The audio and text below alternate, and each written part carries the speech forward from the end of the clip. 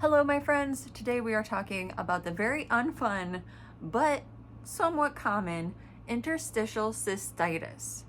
And if you have this or you know somebody who has it, you know how painful and how much it can really interfere with your life. Generally, it's classified as like an inflammation of the bladder, which, yes, it is, but also it can involve the muscles of the bladder and connective tissue, I guess. I've been dealing with interstitial cystitis since probably childhood. The doctors, when you first go and you tell them your symptoms, they think it's a UTI, so you're given antibiotics, and a lot of times the antibiotics will help the inflammation, and so you think, okay, it was a UTI and now I feel better.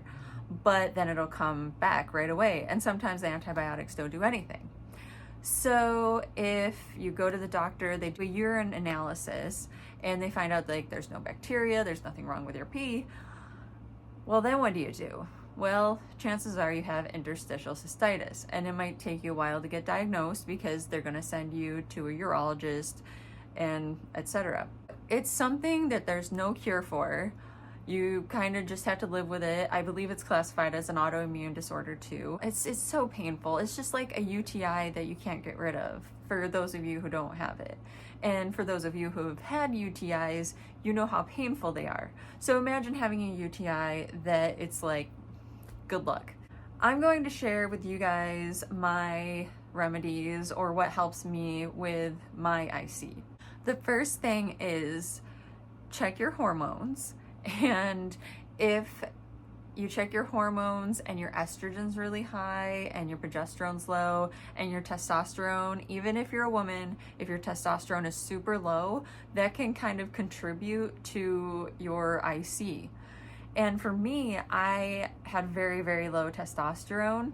And what has helped a lot as far as my IC has been getting the troches, which are the sublingual testosterone, and it's only like a 2.5 or 5 milligrams. I think it's a 5 that I cut into 2.5, but even though it's a tiny amount, it's just enough to help with my bladder muscles and keep that kind of like what do you call it, and help keep that like spaz out in your bladder under control.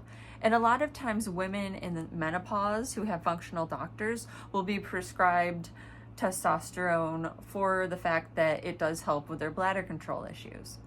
The second thing I'm going to recommend, I know everybody recommends yoga for everything ever. You know, they're like, oh, your arm got cut off? Well, do some yoga and that'll make you feel better. So I know the yoga thing has been played out to death, but yes, yoga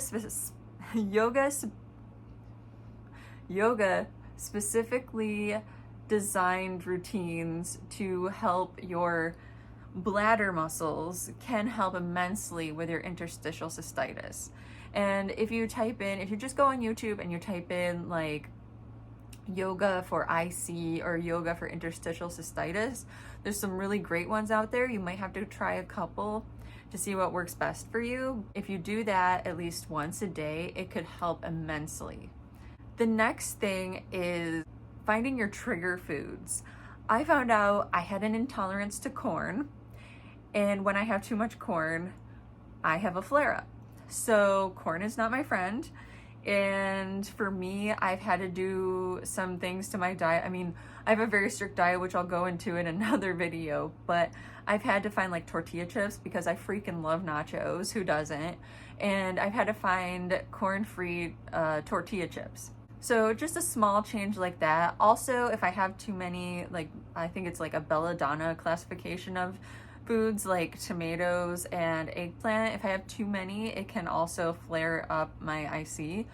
But the food thing, not always the factor that makes it flare up. The last thing that I want to suggest is, and this is probably one of the first of many videos I'll be including supplements on, because supplements make the world go round, and what medicine can't do, supplements a lot of times can fill in the blanks. I use this.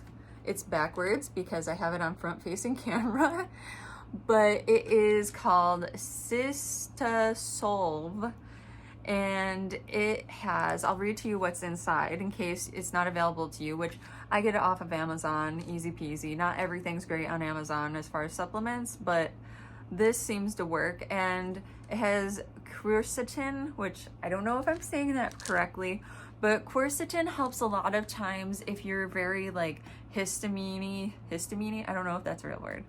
But if you have a histamine problem, like you have a lot of allergies and you're very sensitive to a lot of like allergens, a lot of times quercetin will help with that kind of like immediate like body response. And I think that's one thing that really helps kind of calm down your bladder when you have IC. So it has that.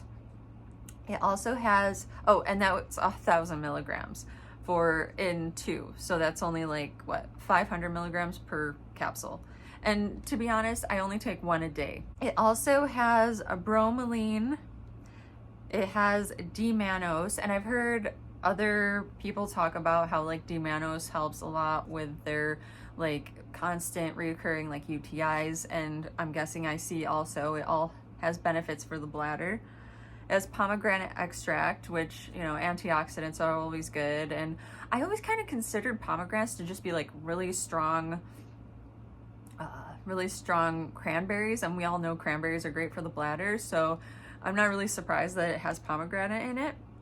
And also it has rutin from a non-citrus source, because for a lot of people, citrus fruits can really trigger their IC. For me, it doesn't, but everybody's different. Water-soluble pumpkin seed, which I freaking love pumpkin seeds. I love anything pumpkin. I am that girl. I mean, look at my hair is like basically pumpkin hair right now, and the fall's coming, so it's like, yeah, pumpkin me, baby. Valerian, which the amount of valerian in it has to be pretty small, because sometimes valerian can kind of make me feel kind of weird and give me kind of weird dreams sometimes.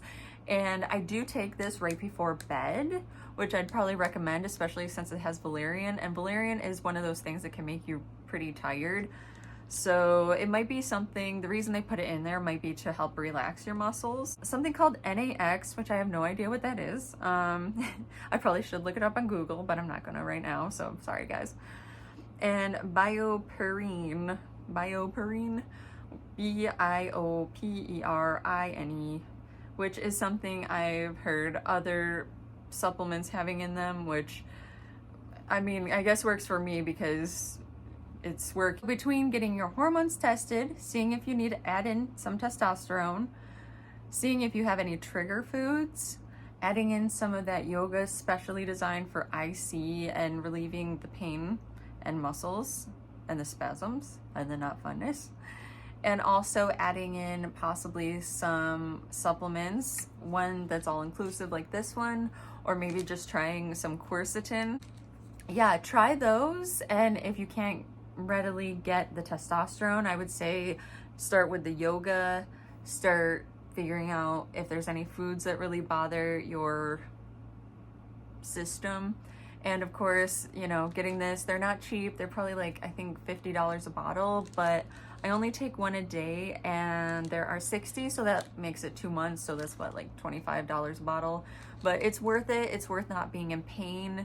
It's worth just being able to function normally.